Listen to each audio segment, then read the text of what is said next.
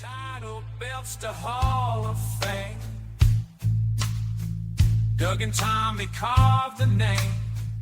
Fists of fury and hearts of gold. Every story, every fight retold. Tales of glory, laughter, cry. Tennessee warriors with hearts open wide.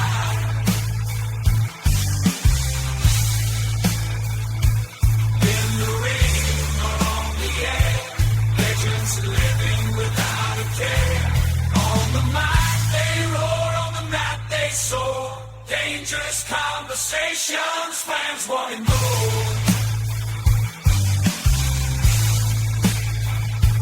Podcast kings ruling the waves. Memphis wrestling raising the stage. From title belts to Hall of Fame, Doug and Tommy carved the name. Fists of fury and hearts of gold. Every story, every fight retold. Tales of glory, laughter, cry. Tennessee warriors with hearts open wide. In the ring or on the air, legends living without a care. On the mic they roar, on the mat they soar. Dangerous conversations, fans wanting more. Podcast kings ruling the waves. Memphis wrestling raising the stage.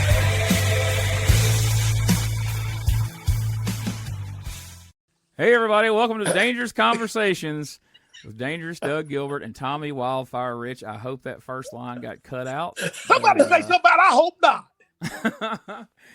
Guys, how's it been? We're back in the swing of things. It's been a week ago since we recorded episode number 53. We're back for 54. How has the week treated you since we last spoke? Man, I've had a great week, Gene.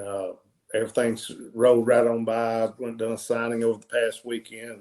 Tommy was out of town doing a signing also, but man, everything's been good. The weather's kind of warmed up a little bit here, and I know things are good with Tommy at the beach and everything, but man, everything's rolling right along starting this new year off. Shit, I was laid out naked today. What's up, everybody? This is going to be a crazy show today. No pun intended, but Tommy is literally fired up today. This is as wound up as we've ever had Tommy at the opening of the show, so I'm pretty excited. Look, I'm glad I get to talk some. Let's plug a couple things here at the beginning because I forgot to last time. First and foremost, Hot Stuff Eddie Gilbert, the uncrowned king of professional wrestling, has been the 30-year anniversary edition has been released over on Amazon. You can get it as a paperback book. It's also available as a ebook for Kindle. It's got a couple of extra chapters. It's got some new pictures. It's got a new cover. Getting a lot of good feedback on it. Doug, what have you been hearing from folks since it went on sale? Man, I've been getting a lot of good feedback, Gene, and different people has actually sent me different things, asked me different questions about books, which I know we've hinted around that you and Tommy will be doing some work together on a book about himself and a book about myself and everything. But we have finally got the 30th edition Hot Stuff Eddie Gilbert, the Uncrowned King of Professional Wrestling book out, man. I hope all of y'all that buys it and reads it, I hope y'all enjoy it as much as we did, myself and Gene, writing it as much as we did writing it. And I think it's really cool. And I think it goes back into a lot of different things, a lot of different chapters of my brother's life. One of the cool chapters writing, which I thought it was cool doing a lot of it, but it was a chapter of where my brother and Tommy was together in it. That was a cool time. The Fabulous 1 years there. That was a cool time. And I think Tommy will go along with me saying, man, we had some great times. Him, my brother, him, myself, and all of us, we had some great times during that journey. But there's so many. Somebody asked me the other day, I was on a show, and we talked about Tommy a little bit on there too, on the Briscoe and Bradshaw. And they was talking about Tommy a little bit too, but they was talking about my wrestling Jerry Briscoe was talking about wrestling my brother when he just started in the business, like in '79. That was really cool. But I told him there's a lot of different chapters about different things like that through there. That's really cool. I think it'd be cool for people to read, cool for us as far as writing it and everything. I thought it was real neat. Well, now I'm gonna tell you something. Everybody's told me it's really good, and I guess they sell it like hotcakes. Because I figured Dougie hooked me up when somebody asked me the other day, and I read the book yet, and I said, well, I said, my name's in it a couple of times. I heard, but I ain't got the book yet. I figured my brother would give me one, but he told me I had to buy it. I've had a lot of people say what a good book it is. Actually, I sent it to you, Tommy. I don't think it's in your box. I think it's on the ground. Well, I'm going to tell you something. I've been missing a lot of stuff from Temu, too. Uh-oh. Don't want to miss those. But yeah, we're really excited about that. And I know there's a lot of people that don't buy paperback books anymore. They don't like toting around a book. So now they can get it on their Kindle and read it, at their convenience or on their phone while they're supposed to be working or something, or who knows. You know what, Gene? And you've told me that, and I think you're 80% correct on that, but I think there's 20 or 30% of people like that me and Tommy still know that tell me they still do actually buy books. That they don't buy a lot, but the ones that they want to get signed and that they want to read and keep and put up like as kind of, I would say, as memorabilia or something just to have forever and to get you to sign, they still do actually buy books. So that's one of the cool things. And like I said, I know we've hinted last year through the year, and there was, like I said, Tommy was real busy. I was real busy. Gene, you was real busy last year, which we hope it stays, and we're all really busy this year. But I know we've hinted at you and Tommy getting together, which I've told Tommy one of the easiest things that I noticed was just taking a few notes every once in a while and writing down, looking through the years and writing down different things, and that helps you. And which Gene's a kind of a historian himself, and he can look up this stuff himself. But I was telling Tommy, if we kind of got a grasp for when it is, which, like I do, Gene, you might have had to move a few things around. I can remember a lot of stuff, but I don't quite put them in the right order sometimes. So that's a big part of it, I think. Well, and some of us still like them paperback books anyway, brother, because we ain't into the electric or computer stuff. Some of us still like the 80s, and we like to read our stuff. Plus, like Dougie said too, though, you got some memorabilia. If your phone tears up, then you lose it. So I like my mama. She's 91, and she read a book a week. Whole book. And two, Terry Lynn said, but she ain't big on the paperback, which I like the paperback, but she has a bookcase and she collects them, and she said the covers are pretty, so a lot of people still like you say, they like to have the actual, book. Oh yeah. And I've got a couple of friends, no joke, have purchased both because they wanted one to get signed, but they wanted one to read at wherever they were at. So yeah, at least we're covering all the bases here. Hey, Doug, me and Tommy's going to start Tommy's book as soon as we can settle on what the ending is going to be. We're arguing about how it's going to end. Is that right? Well, I was fixing to say, yeah. We're going to leave mine hanging so we can do another cliffhanger. There you go. There you go.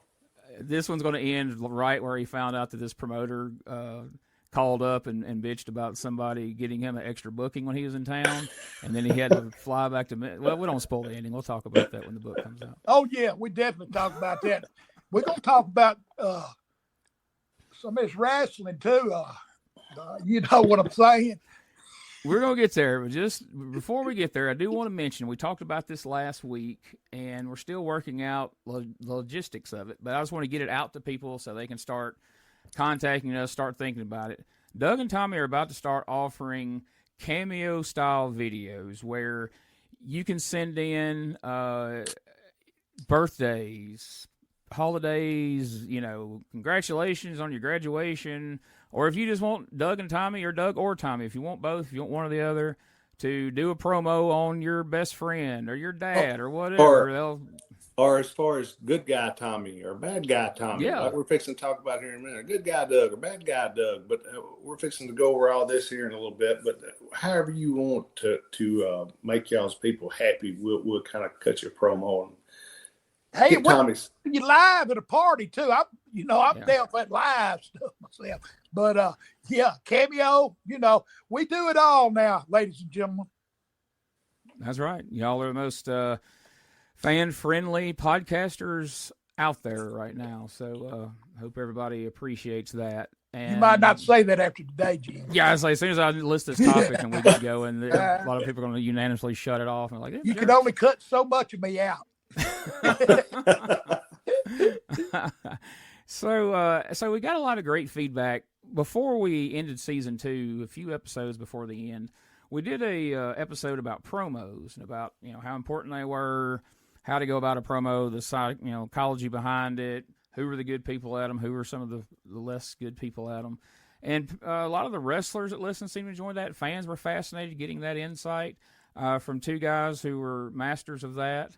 So I thought I wanted to do another one of those kind of like discussion shows here where we're kind of allowing you guys to share some knowledge about the wrestling business, whether it be to the fans or wrestlers that are listening, youngsters that are wanting to figure some of this stuff out. I want to talk about heat and what it means to be a heel. I've heard people ask, like, You got a lot of heat with me, Gene. I know. We're gonna let you. We're gonna let you tell all about it here in a minute. But people get confused about that term. Like I got friends that used to follow like the Dave Meltzer dirt sheets, and he would say something like, "Oh, this babyface has got a lot of heat right now," and they're like, "Well, I thought that meant bad guy," And then there's other people like, "Well, I hear wrestlers say that so and so took the heat during the match, but then they say they got heat. What does that mean? You're using the same word 2 different ways." And I was like, "Well, I got a couple of guys I think they can explain it a lot better than I can." So, who wants to start off? For that is they don't know the difference between heat and a comeback. Right, and I've heard people now. It just makes me want to rub my head. Which there's certain things when people said, "Oh, I took the heat." I thought, well, you don't know our philosophy of wrestling. When you're around people and they're supposed to know, like I don't like to say, look, buddy, you don't understand what the concept is you're trying to say. But what like Tommy or myself would say was, if we were just talking about a match and we was going through and we wouldn't talk a whole lot to people, but it would be this simple. Look, and whether it be Tommy saying or me, usually be Tommy saying what we was going to do or something. But mainly it would just be the finish, but we was going to get the heat on somebody. That's kind of where we would start at. We would start the match, do a couple spots and everything, but when the set tone of the match was going to start, we would get the heat on somebody. Whoever it was. Many times a tag match, we'd just say, look here, we're Jack or Joe, we're going to get the heat on you and we'll give the other one a hot tag. But I've heard people say like you were sitting and you've heard in these dressing rooms, Gene, about getting heat. And what we mean by heat, we're going to get the heat. We're going to get somebody down, and we're going to work some hold or something like that on them. And Tommy, go from there. Is that not kind of correct? Well, first off, when Doug and myself started the business, which his dad, Tommy, him and Eddie Martin, I went to some of the matches with them. And the difference in today's wrestling and yesterday's wrestling is about half these son of guns that's in the business wouldn't be in it today. Back then, I get exhausted listening to some of these shows I go to and listen to these guys go over something for 30 minutes and then they miss a spot and they lost. Our business, we ad-libbed. Like Doug said, Tupelo, Mississippi, Jonesboro, Arkansas, most of them towns, you was in separate dressing rooms. So you couldn't talk about nothing. You finished, the referee would carry that back, but the rest you just ad-libbed in between the thing. There's no rhyme or reason to it. I don't think, and it's not, I don't know whose fault it is. I guess our business is a whole lot different. Because if you went out there and did some of the stuff that I see done, you get your ass whooped with some of them old timers. And, in today's world, they'll get 4 or 5 buddies and put a little money together and they'll run a show. Half of them don't even have tights or boots. I was told at the beginning when I started wrestling, said, even if you can't wrestle, look like a wrestler. And don't none of them look like a wrestler.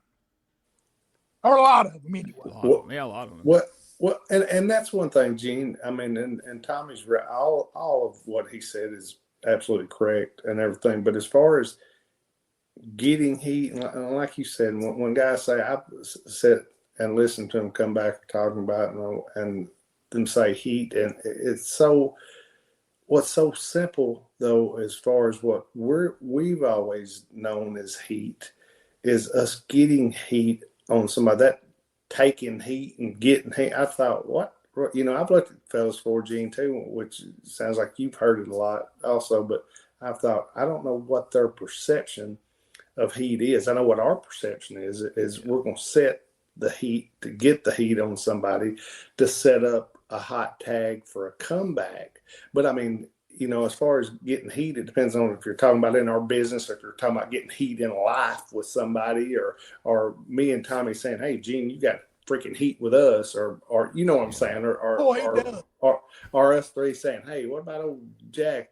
He's a freaking piece of work, ain't he? And he'd have heat with me and you and Tommy, I would assume. But you know what I mean. But other people, as far as the explanation of heat, I mean, Tommy, it would be hard, would it? If you got anything easier that you could say than I just said? I mean, it's simple. I mean, well, for example, Eddie Gilbert, one of the best heels at getting heat. He pissed me off sometime when he was talking to me. I mean, that was just Eddie's little cocky attitude. I mean, he could get heat with you.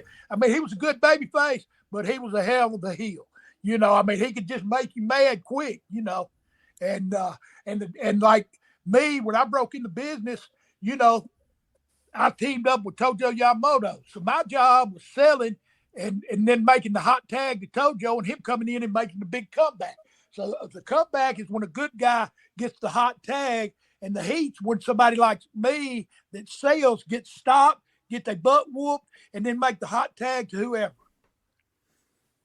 Exactly. The example I've given to a lot of people that I think is easiest for people to look up if they like just go on YouTube. I'm like, watch any old, like not a squash, but any old Rock and Roll Express match. They're going to take the heat on Ricky, and he's eventually going to get the hot tag to Robert Gibson. And like that's because Robert wouldn't sell.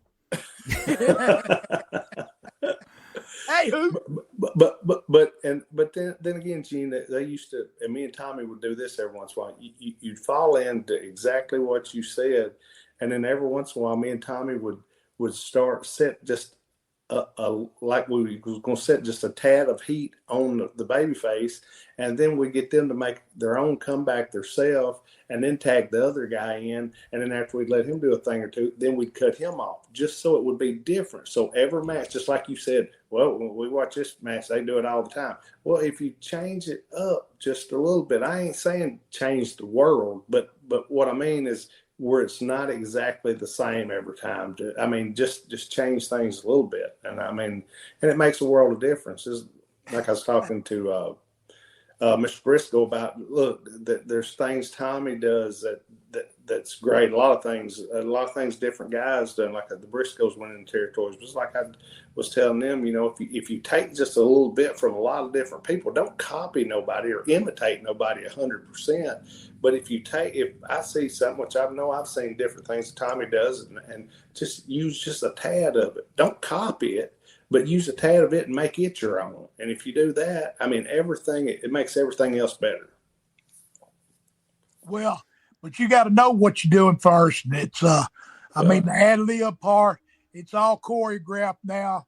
And, it's just, I mean, like I said, I wouldn't even got in the business if I couldn't even listen to myself go over that stuff as much as they do. By the time I got out there, I'd be so lost I couldn't do nothing. I mean, back in the day, I mean, and that's what people love to see. That's why that gun went to towns every Monday or every Tuesday or every Wednesday, because people were believing it, buying what we were selling.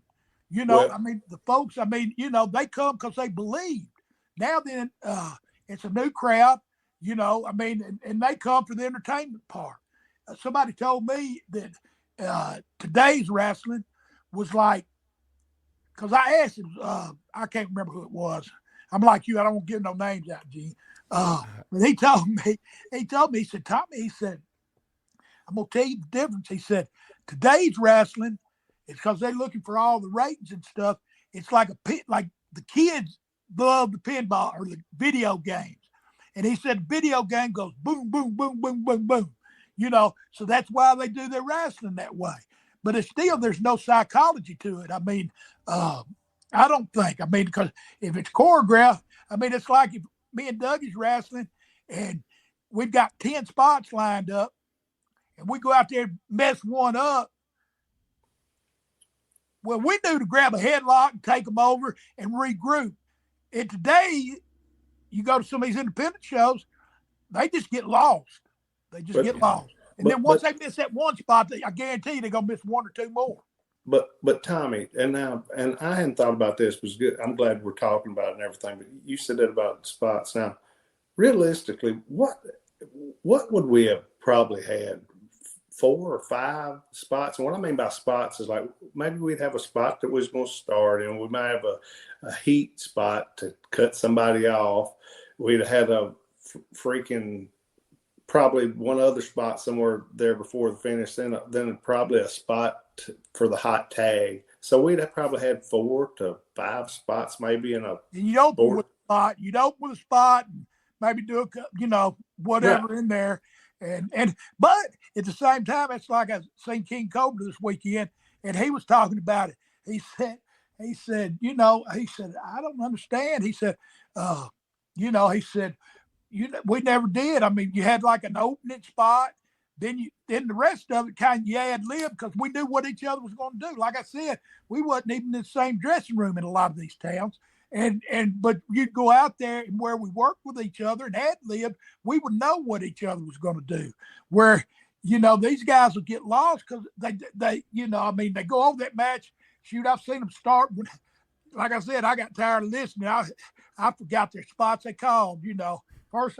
But now today too, they want to do every finish that anybody does. They go out and do everybody's finish and they kick out. Back then, used to, now they give you 3 pile drivers and they get up and make a comeback. Where back in the day, you at least got carried out of the ring, and some of the time you got carried to the hospital, and that's why the people bought what we were selling. I mean, like in these independent towns, they still love that old school, and they believe, it's a different crowd, I guess. It's still that old school mentality, and they they want to believe. Well, that's what, and too, Tommy, I think, like you were saying, I mean, I know it's a different day and different age and everything, but you still go to these towns that people want bad guys, Gene, and bad guys with heat, cheat. What you say, Tommy? Cheat, lie, and steal. I mean, rape people's eyes. And that's the thing too. Like Dougie's saying. I mean, back then, you wouldn't. Referee don't draw you a dime. Back then, you do everything behind the referee's back. Right. Where today, they just anything in the world they do in front of the referee. It just puts heat on the referee, and like I said, he ain't gonna draw you a dime. It's supposed to be you getting the heat, not the referee. Well, and I think that's a little of the logic. I mean, they just I don't know. I mean, like you remember the interns? You remember the interns? Gene, are you listening? Yes, sir. Oh, you drinking? I took a drink of water. Colorado Kool-Aid. The interns, you say? Yeah, the interns. They just had a little simple spot. They Tom Andrews would grab the headlock on the babyface, shoot him off, give him a tackle. Tom would roll out, and his last name was Starr. Was it? Was it right? Well, shit. What was his first name, Tommy? I can't. Dang. Anyway, Tom would take the bump, roll out to the floor, and the referee would turn to count the babyface, look at him, make sure he's okay. Well, they do just a little switch, and then people would be ready to go. Tom would get up and get in the corner, and Starr would roll back in the ring, and then people would be so dang mad. In today's world, they just want to take a gun out and shoot somebody. The simplest things got more heat back in, and I think they still do. I think they still do. I mean, they've definitely made it where moves don't mean anything anymore. Like you said, you see somebody take a pile driver and be out, you know, especially like on the floor or, you know, DDT on the floor or something like that. And a guy would, you know, that'd be his ticket out for a little while to go to another territory or whatever you need to do. And now, like I said, they'll do a tombstone flipping pile driver out to the floor, and that guy will come back and win the match. Oh, yeah. It's shocking, amazing to me. I mean, then we sit back and wonder, you know, I mean, but there again, the guys like Tommy Gilbert, the Funks, the Dory, I mean, the Briscoes, Eddie Graham, all them down there. A lot of these guys that went down to that into Tampa and got trained. What was the guy's name that trained them?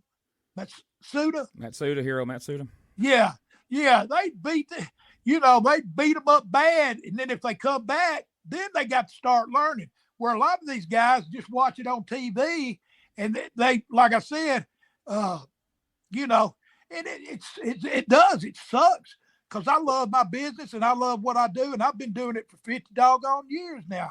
I started in 1976, and I'm 69, and go to some of these towns where I just want to be a highlighted special event or something. I'm 69 in the main event, you know. It just shocks me. And getting a better reaction. Look around, and these younger guys, they don't get it. If they want to be there, you got to learn what you're doing. You got to know your trade. It's like driving a truck. I mean, if you don't, anybody can get in there and just drive a truck. I probably couldn't do it too good, but can't none of them wrestle too good either. You know, I mean, so and plus, I mean, back when we started, I mean, you wrestled, you know, 6-7 nights a week. Sometimes you did TV, so you'd wrestle sometimes 8 times in a week. And this business, like when I started, you know, Tojo, I worked out with Tojo maybe once a week for about 3 months, and if that, but I didn't learn because you can't really learn unless you're in front of a crowd. And that's when you get the psychology of the business, because you get people and like when and these guys, like was older than me, they would teach you, you know, because they knew if you was in this business, you'd worked hard to get there, because it wasn't just going to buy the ticket and start wrestling. You went and you got your ass whooped, and they tried to run you off, and if you kept coming back, then you got the opportunity, you know. Do you guys think, though, one of the reasons that that it changed so much, and I mean everything changes over time, but do y'all think one of the reasons it's come more like it has today is because you didn't have them guys that actually, like Tommy was trained to be a wrestler, myself trained to be a wrestler, all of us guys from them days trained to be a wrestler. Now it's more like actors getting in the wrestling business, or like, you know, like them doing calls and having guys just walk and stand in there, but that have never watched wrestling before, like Tommy was talking about him watching wrestling, me growing up watching wrestling. Most everybody that got in the wrestling business back in those days got in the wrestling business for wrestling. I think these days, I would say 70% don't even care about wrestling when they get in it, and absolutely no history of it. Oh, no. And that's like, but there again, you take WWE. I mean, that's like Vince. He don't want nobody that knows how to wrestle. He wants them actors you're talking about that they can teach them what they want to teach them. You know, I mean, I think that's a big difference. There's, you know, and once they said it was entertainment, I mean, it's like, you know, the territories, of course, the territories went under, and it was different because back when it was territories, they wasn't none of these independents running in none of the, you know, because if in Memphis, I mean, didn't nobody, you know, there might be one try, but they didn't last very long. You know, I mean, they put a halt to that, you know, real quick. And now, I mean, shit, we can go out and book a town, get some guys. Hell, it don't matter if we go out in our backyard and get them, we can run a show. We're used to, you couldn't do that. Yeah. Hey, Dougie, JBL, are you listening, man? I hope you are. Did you hear Dougie call Jerry Briscoe, that go Mr. Briscoe? What's that about, that Dougie? Trying to be respectful. I try to be respectful to all my elders, Tommy. You know that. Boy, well, why are you not calling him Mr. Rich? He I'm around him too on much. any time I get called, Mister, I have to assume position. Yeah, yeah. You see that picture of me and Bill? Hey. That's what they said that day, Mr. Rich, or actually it was Mr. Richardson then. Hey, Yeah. you're going to laugh because what was funny was I had told, I'd asked Jerry Briscoe about the hit being put out on him and his brother. Then he wanted to talk about running over you in the car, Tommy. So that was funny. But yeah, I mean, I got a lot of respect for Jerry and Jack and everything. But anyway, no, but I think what the point I was getting at a while ago was we see all the flipping, the flopping, and everything, in which we know the world changes and everything goes. But do y'all think? Well, here's the thing: that if the territories would have stayed open, which they didn't, and you can't go back that far, but I don't think things would have changed as much. And then, like Tommy said, well, Vince might not want people to know how to wrestle. I think they want to know how to wrestle, but to wrestle their way that they want to, and as their character that they want to, not as like when Tommy started. Tommy was Tommy. They wanted Tommy to be himself as something different because everybody wasn't the same. And to me, that's where you get into the difference between today and yesterday, and when Tommy started, then when my brother started, then when I started, and everything. And man, it's so different. But like I said, it seems like everybody that come through around me loved wrestling as a kid and trained to be a wrestler. It wasn't pushed. They wasn't in a casting line of actors, and then somebody said go to this territory. It was, you was in the business because you loved the business, and you wanted to do good. You wanted to make money like everybody did, but you wanted to do good in the business, or you wouldn't have got in it. And don't get me wrong, I'm sure everybody that gets in today wants to do good, but I don't think it's so much out of respect for the wrestling business. No. Yeah, and there again, it's like Gene said a while ago, man. I mean, the heels want to be outside and autographs and stuff. I mean, everybody wants to be an in-betweener. You know what I'm saying? Yeah. They don't want to be no heel, and even the baby faces want to be arrogant, So, it's always been good versus evil, I mean, there's always a hero and a bad guy. I mean, any Western, John Wayne was the biggest baby face in the world. You know what I'm saying? You know what out of them two I want to do, Gene? What's that? Make money. I mean, and here's the thing. Why I say that, here's the thing. If it took me being a baby face, I would, but I'd always rather be a heel. And I think my drawing money was as a heel. But I mean, I would do whatever I was asked. Now, sometimes I'd scratch my head about some of the things that I was asked to do and everything. But me and Tommy both was probably put in a few spots that we thought we probably should have been maybe opposite of, or something that we actually was asked to do, but we've done pretty much basically what we thought was, good for business and good for us. And two, it's like I started in Tennessee, like they got people that write scripts in some of these companies. They write scripts, tell you how to do an interview, and now how does somebody from up north see? My deal was, and that's why I was different when I went to Atlanta, because I wasn't a big bodybuilder guy, or I wasn't no rugged, mean-looking wrestler. I was 20. I was a young kid, and cornbread on top of that. So it's hard for a northern person to tell a cornbread boy how to, his interview is going to be prim and proper, where Tommy Rich's is going to be just cornbread. And, it's like Terry Lynn. She was telling me the other day, I wrote something on my Facebook, and she said something about my grammar on it. And I said, baby, that's just the cornbread in me. If I write it proper, which I probably couldn't anyway, but if I write it proper, then that's me. My cornbread stuff's gone. And two, it's like a script. I mean, used to we'd go out and they'd say, you either got a minute, or you got a minute and a half, or two. Them were the three interview deals. And they'd say, Tommy, you got Dangerous Doug Gilbert tonight. It's a no DQ match, and we're going to be in Evansville. And the rest you would just fill in. If it's a minute and a half, that don't take 30 seconds to say. So the rest you filled in, you ad-libbed, and you filled that in. The go time you filled in yourself. So it's all change. And like Dougie said, you can't stop change. Gene, did you ever, when you was watching TV and like say me and Tommy was doing promos, would you have ever thought that they, I mean, because a lot of people thought they told us everything to say, but like Tommy's saying, we was told what the match was, and what different nights, because we do a lot of pre-tapes, out of the station and everything. They'd have to tell us what we was doing them for, but once they told us, we'd run through them pretty quick and get everything knocked out. But for the live TV taping, we knew exactly what we was plugging for as far as Monday night and everything. But basically, when you was watching, Gene, did you think they told us all the stuff to say that we were saying, or what?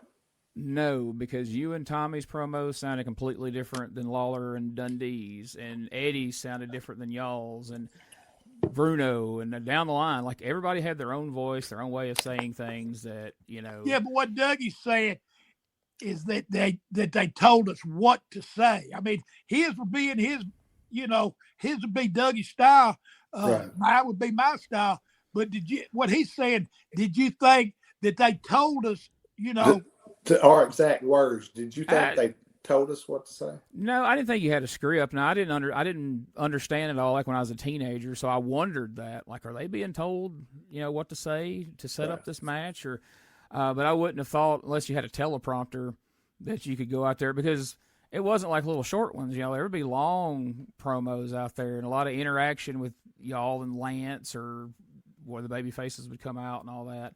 But I figured there was, I knew the matches weren't just coming together on their own, so I assumed, I can't say I knew, but I assumed that when y'all went out there, like, hey, you guys are wrestling PG-13 Monday night, go out there and sell it. And there was a lot of leadway given, Gene, is why I asked you that for. There was a lot of leadway that I think in them days, a lot of people would think that the way things are now, they look back and think, well, the days it just changed a little bit, but they were still really telling them what to do and everything. Well, no, not really. They would tell us who we was working with, and like I said, me and Tommy would go in a little 8x10 room, but we kind of knew anyway that the good deal with me and Tommy was we would talk about what we was doing during the week. Now, and sometimes there was 2 or 3 different ideas laid out, and we might not know the exact one that we was going to do till Saturday morning or something and everything. But there was always different ideas that me and Tommy would throw around. And there was the idea that when Randy Hills was booking that he'd throw around, or if Jerry Jarrett was booking or Lawler was booking, that they would throw around. And then a lot of time it would come down to Saturday morning and, pick what you want to do, or this is what we've decided we think will do the best. But it was kind of a cool, we was given a lot of leadway, and for, like everybody knows, live TV and everything. I mean, but the whole deal was we're going to give you this. Now let's see if you can draw money for us. That was the. I was sitting here thinking about that. I was just talking a while ago about, being in a match and having to remember all that stuff that they have to remember now. They go over that match 200 times. And I didn't even think about the interviews, being scripted too. I mean, that's a lot to remember. I mean, it's you can't. It's, back in our day, they always told me, go out there and have fun, and the people will have fun. And I couldn't have no fun trying to remember all that shit. I mean, It's just a lot. I mean, I'm not saying ain't none of these guys athletes, because they are. I couldn't do some of that stuff I see them do. I wouldn't even try it. If I had to do something, jump off a building or something, I'm out. Now, Dougie, I mean, ECW, he jumped off the balconies and stuff, but I don't even think I could do that one either. Yeah, but he did it once. It wasn't like, all right, that's what Doug does. He jumps out of balconies, and now that's his thing. And every show, he's got to jump out of a balcony. That would have sucked. Because that kind of happened to New Jack in ECW. Once he established that, they were like, well, it's a pay-per-view. New Jack's got to jump out of the balcony on somebody. And, but that's something you do once, not something you do every week. Right. Yeah, I would say that for sure. But I mean, all these guys, so you see, Gene, I mean, you got to, and you can still, I see some of them at times slow down, and I still watch some stuff. And the funniest thing is I used to shake my head, and, I was over there so much, and I watched so much Japanese stuff, and I used to think at times, I didn't really say this to a lot of people, but I thought, man, you talking about not a rhyme or reason for anything, but it just was a lot of stiff maneuvers, never slowed down, never nothing. And then come to find out, umpteen years later, the guys in the U.S. just try to copy that style, and which it'd make you scratch your head because you couldn't keep up with it. But now they've kind of slowed down a little bit. Don't get me wrong; they still go fast and do a lot of stuff, but they slowed down. I laughed like the last few times I went out there. A couple of Japanese guys, like they'd say, "Duckson, you okay?" And I say, "Yeah," and they'd say, "Well, what we go?" I say, "Well, I don't know, 30 minutes," and they'd say, 20 minutes is good, 15 minutes is good, 20 minutes, something like that. But as long as it was good, as far as pace wise, it was good. And believe me, over here, they'll go 100 miles an hour and do a million moves. But Gene, I've seen some of them slow back down a tad now, and they'll still do some flips and stuff, but it still works. I mean, and still, as far as the shows that you go to, and I know you do commentary for a good TV show over there in Mississippi and everything. But if you watch those guys wrestle and you're calling stuff, Gene, and it's stuff like we used to do, it still does work. I mean, yeah. And it's like selling. It's like selling. I mean, Jerry Jarrett and Tojo were teamed up back in the day together.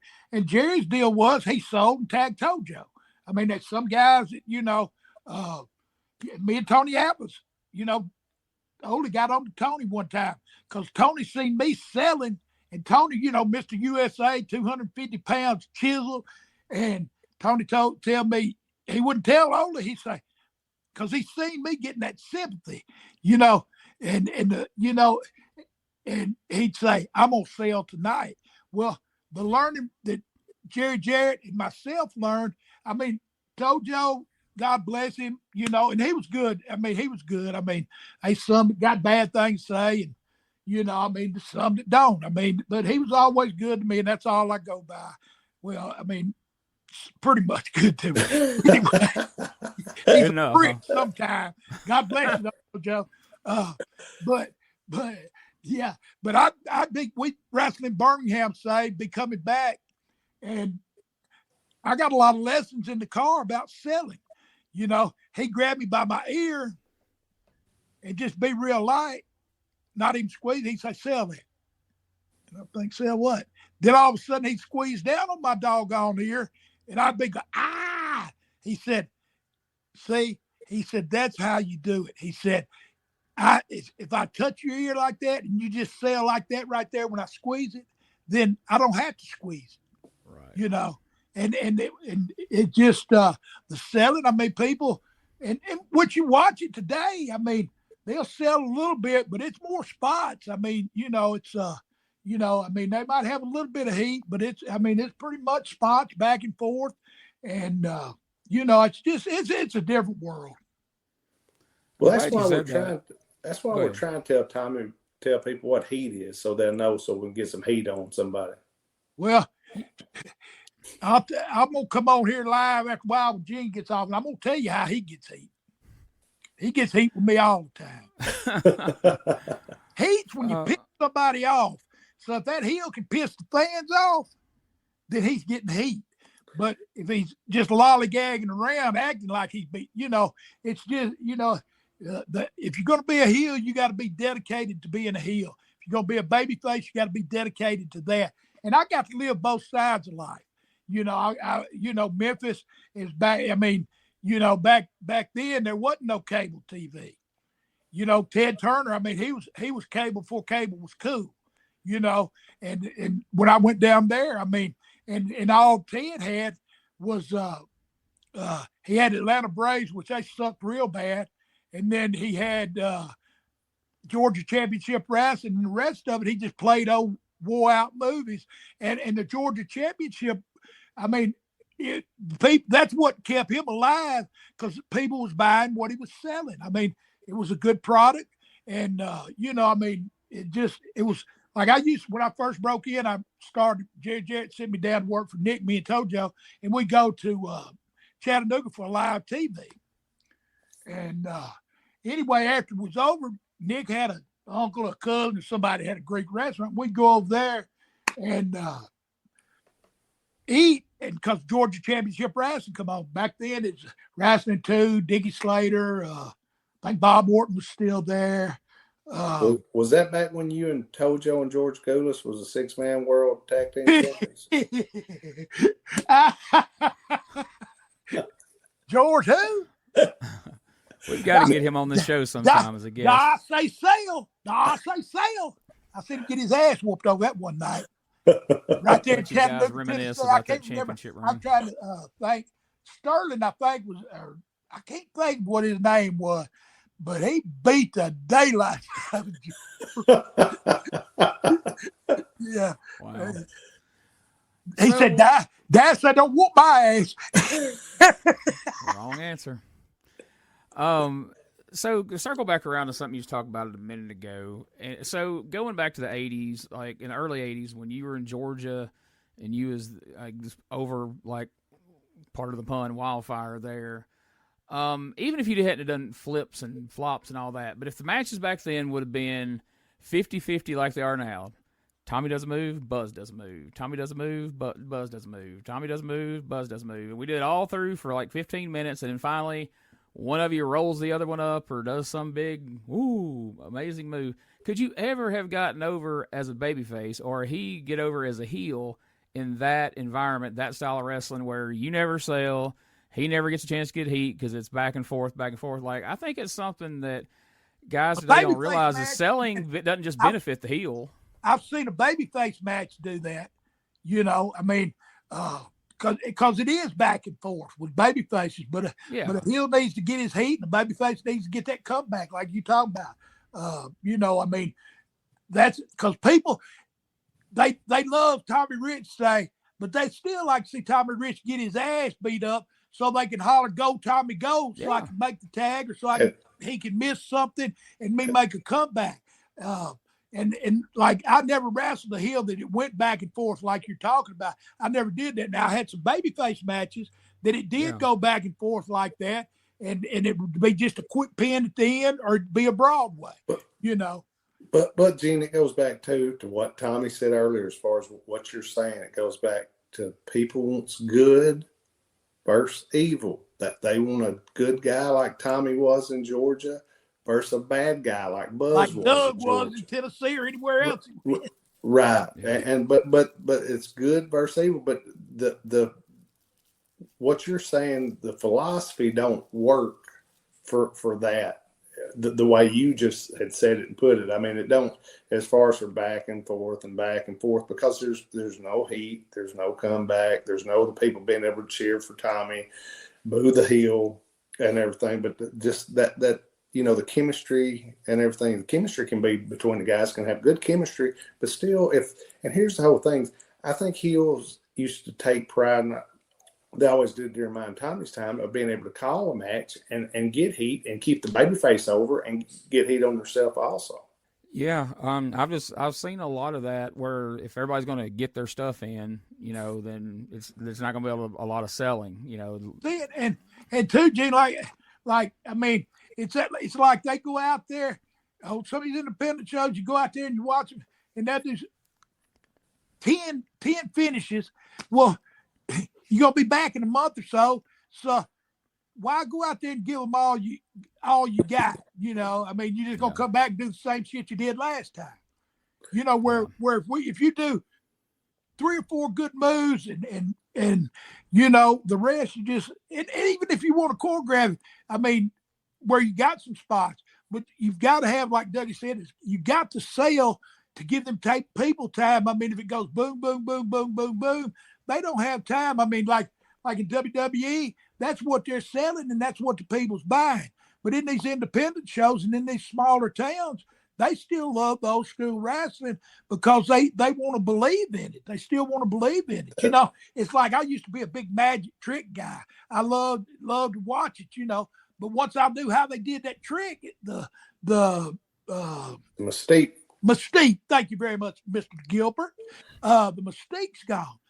So I mean, I still like the magic, but I know how to do the tricks, so it ain't real. You know what I'm saying? And that's kind of the same thing, you know, back when we was doing it, you know, the mystique of the business, you wanted. I mean, that's what kayfabe means. A lot of them don't know that either. You know, but Gene, you ever hear any of them talking carny, Gene? Not anymore. It's hard. JD McKay is about the only person I know that still talks carny.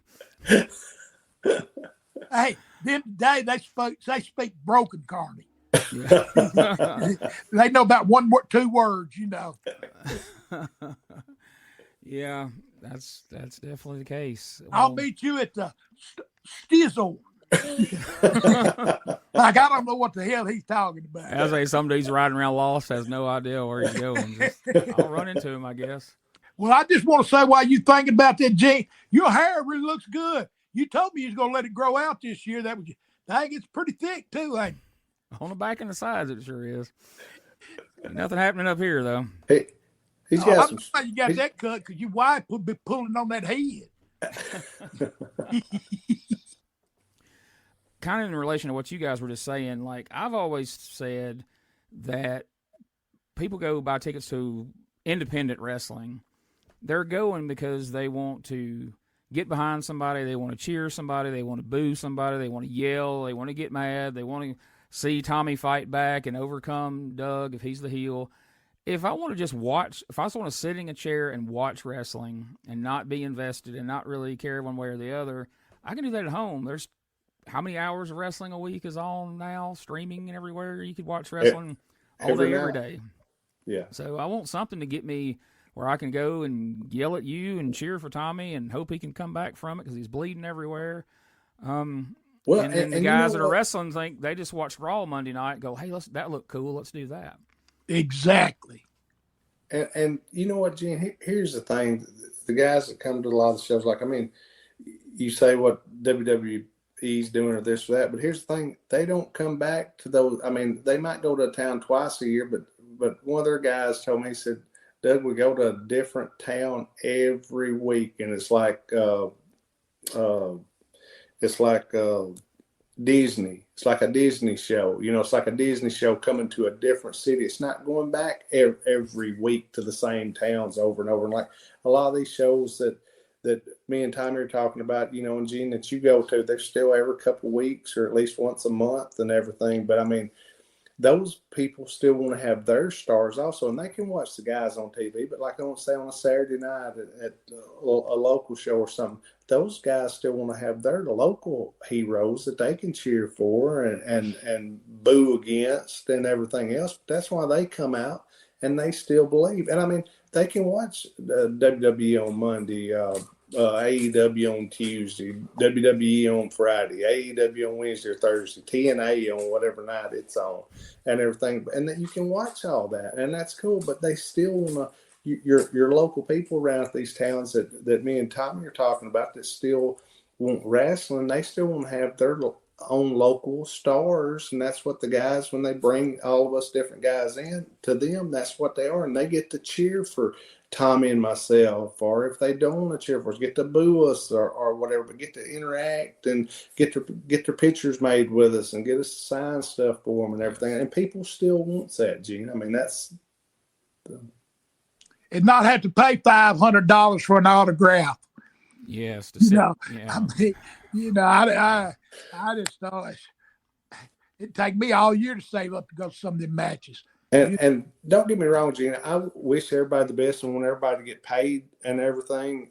But then you get into, like Tommy said about the prices. I mean, when I hear somebody say $5,000 or $6,000 for a seat at WrestleMania or something, I think, gosh. Which, don't get me wrong, I want everybody to do good and all the corporations to make a lot of money for their guys and everything. But like I said, I think there's still, in the markets today, there's a market for smaller shows, and they still, people want, anybody can say whatever they want, Gene, but you go, Tommy goes, I go, and people still wants their own shows and wants to believe in their guys and wants to boo and cheer and get involved and get their frustrations out and scream and yell and boo and cheer and everything else that they always wanted to do. It's kind of like, because even if, go ahead. It's kind of like, you know, I think a lot of them fans, you know, they want to see you get your butt whooped, because when you make that comeback, they thinking that's their boss. That's their boss, and they getting to whoop his butt. You know what I'm saying? Yeah. Because their boss to them is a heel. You know what I mean? Because maybe he's not a very nice person to him, or very not nice person to everybody. You know, because he's got that stature. I mean, it's you go to some of these towns, it's like I was talking to Terry Lynn, and we were talking about. And as a matter of fact, she's the one that told me. It's like you got the major league, you got the minor league, which is my good independents. Then you got that backyard wrestling. And that, to me, when you talk about selling or comebacks or any of the rest above, and you even said it earlier, Gene, these kids, some of these kids today, they watch this stuff on TV and they don't have a clue. They see, when I first started wrestling, they didn't teach me nothing but a wrist lock to how to grab an arm and a headlock. And they say, you stay right there and you'll learn more as you go. And that's what I did. And I did learn. But if you don't know how to wrestle, which, you know, it's sad to say, but, you know, it's like Terry Lynn, she told me, she said, like I was doing some of them backyard shows. I said, well, I get paid. She said, yeah, but it ain't good. So I quit doing them because she was right. I mean, you go in the dressing room, and you go in. Like I said earlier, there might be one guy that has a pair of tights, then one guy that's got a pair of boots, and the rest of them's in, you know, and like the some guys that's like the Ray Candy and who was his partner, Zambu Express or whatever. Leroy Brown. I mean, they wore the Army outfit and stuff because that was their gimmick. But, you know, you go to some of these, and that's just what they wear. That ain't that gimmick, you know. They got off work and got in the ring in the same stuff they worked in all day, some of these guys. Stinking like hell, too. I hear you, Gene.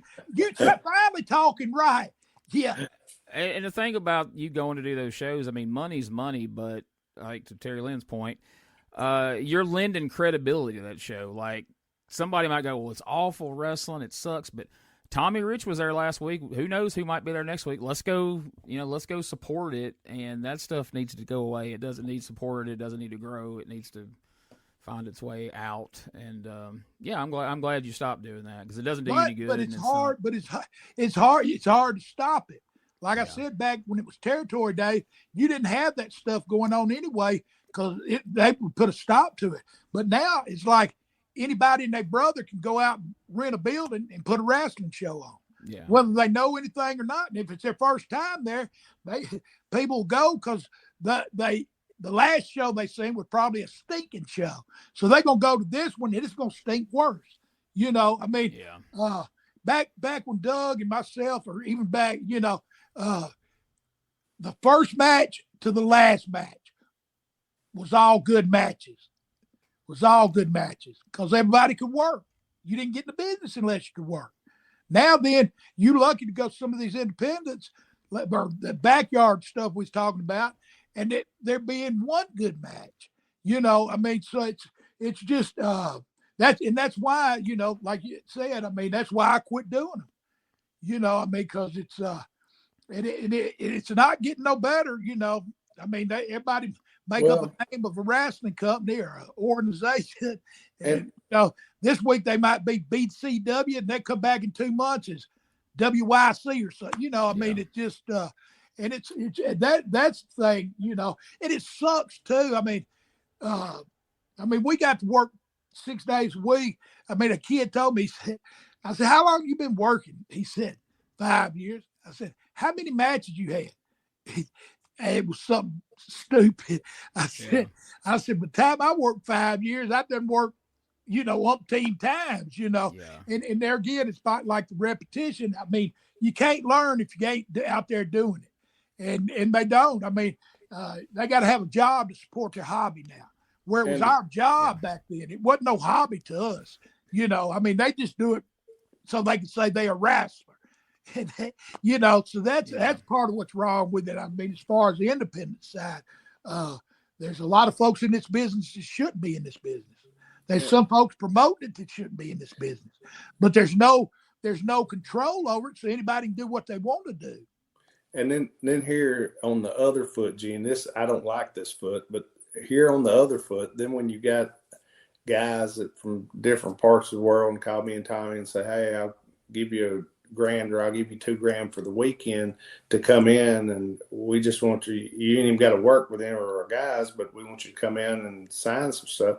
Well, it's kind of hard not to go, you know what I mean? Yeah. You don't want to give them credibility, like you said, and Tommy don't want to do it, and I don't do it, but then sometimes, like I've got a few places, and I'm sure Tommy has too, and I've rubbed my head and thought, what in the world is going on? Which I want everything to be good. And like I said, when Tommy remembers, which he got to work with, I mean, like he said, everybody was great workers. And I think there was pretty much all great workers even by the time I started. But after a few years after I started, I think some things kind of started down just a little bit. But man, it's hard. You know, you got to kind of weigh your options, and you want to make all the right decisions. But like Tommy said, sometimes it's hard to freaking make the right decision.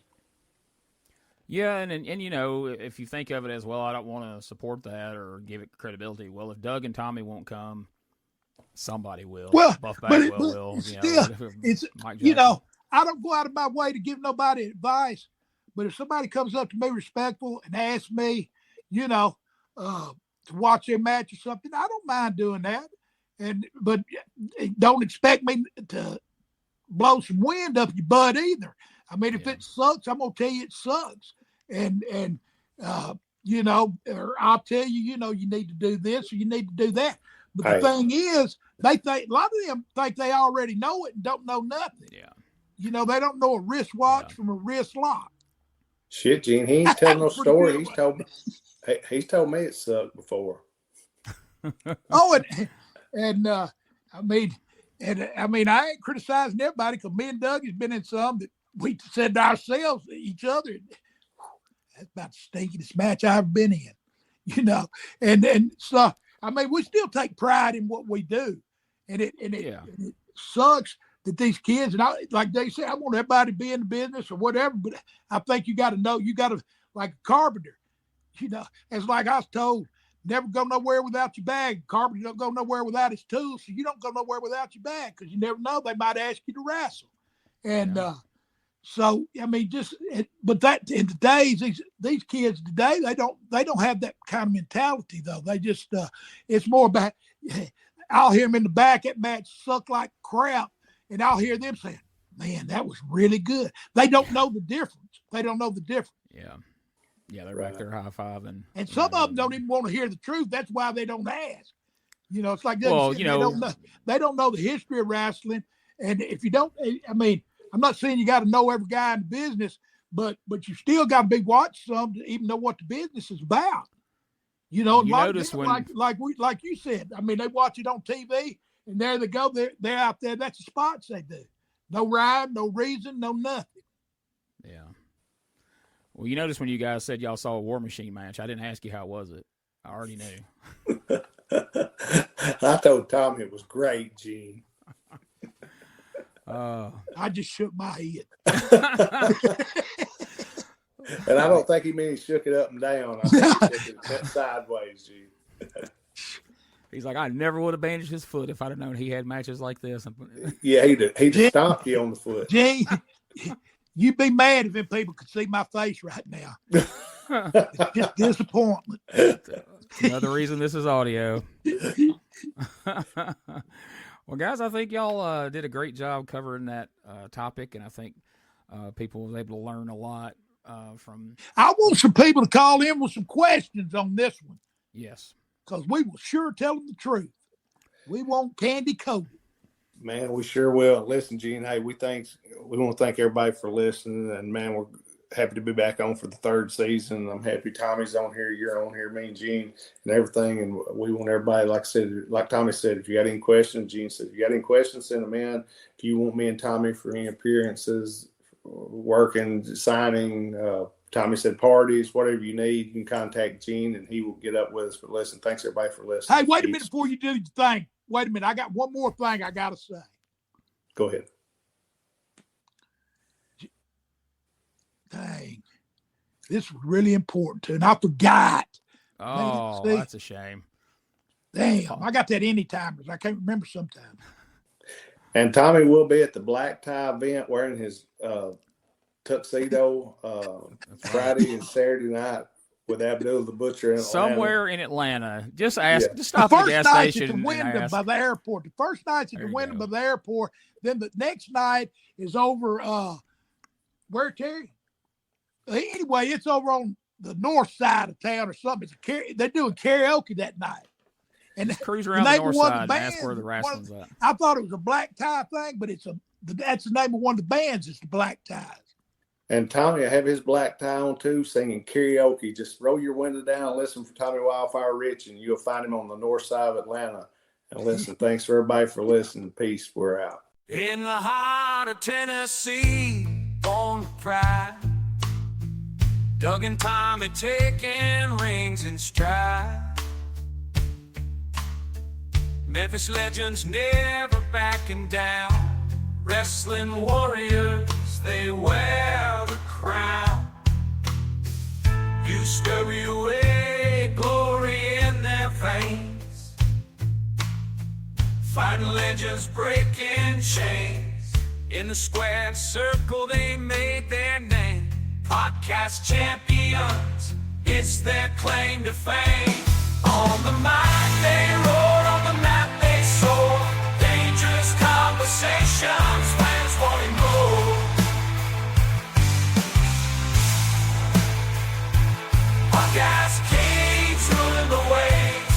Memphis wrestling raising the stakes. From title belts to Hall of Fame, Doug and Tommy carved the name. Fists of fury and hearts of gold. Every story, every fight retold. Tales of glory.